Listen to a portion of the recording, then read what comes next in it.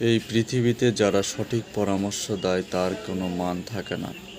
ভালো বিজ্ঞানী যারা তৈরি করে গিয়েছে কিছু পৃথিবীর জন্য, তাদেরকে কিন্তু পরিচয় পাওয়া যায়নি। মৃত্যুর পরে তারা পরিচয় দিতে বলেছে। কারণ কি জানেন? পরিচয় দিলে তাদেরকে কাজ করতে বাধা দেওয়া এবং সম্মান প্রদর্শনের জন্য কাজে সময় নষ্ট হয়ে যাবে। এই জন্য লুকিয়ে লুকিয়ে বিজ্ঞানীরা কাজ করে।